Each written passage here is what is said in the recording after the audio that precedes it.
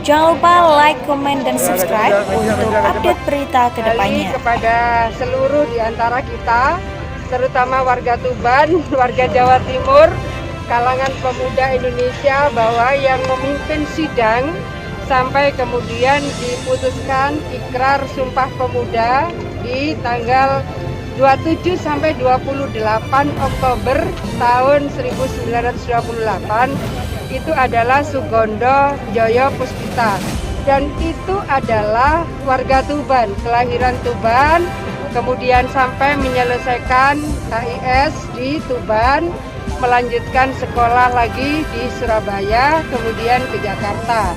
Nah, ini menjadi tapakan sejarah yang penting betapa seorang Sugondo Joyo Puspita yang kelahiran Tuban ini memimpin sidang tidak atas nama Young Java, tapi atas nama Perhimpunan Pemuda Indonesia.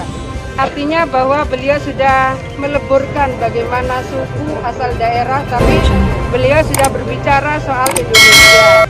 Itulah yang juga menjadi bagian penting betapa bahwa kalaupun ada ego kedaerahan, ego etnis, ego suku, maka untuk persatuan Indonesia ini harus kita bangun kebersatuan kita untuk Indonesia.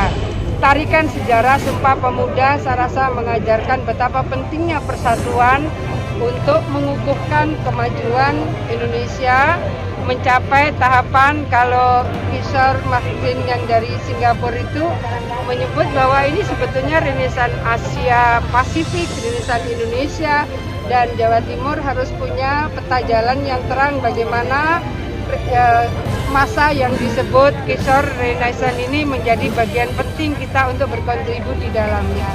Saya rasa itu teman-teman, pokoknya saya ingin memanggil memori kita semua bahwa yang memimpin sidang sampai kemudian tercetus ikrar Sumpah Pemuda itu adalah pemuda kelahiran Tuban.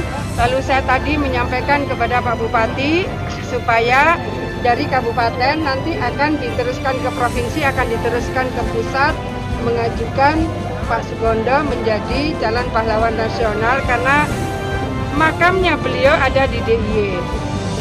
Pemerintah DIY pernah mengajukan sebagai calon pahlawan nasional, tapi dokumentasinya kurang lengkap, jadi kita bisa mengajukan kembali. Semacam apa itu dokumentasi yang kurang lengkap? Kalau pesan untuk pemuda, saya tadi menyampaikan bahwa hari ini pergerakan transformasi digital menjadi sangat cepat, membutuhkan inovasi, kreativitas untuk bisa membangun satu percepatan kemajuan kita bersama, bangun kemandirian, bangun karakter. Saya rasa gitu ya teman-teman. Bu, dokumen semacam apa yang masih kurang, Bu?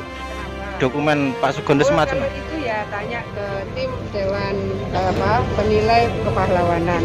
Saya kan membaca dari sisi kenapa ini belum menjadi pahlawan nasional. Ternyata ada catatan dokumen yang belum lengkap. Biasanya ada kaitan dengan saksi-saksi karena dulu kita pernah di Kementerian Sosial.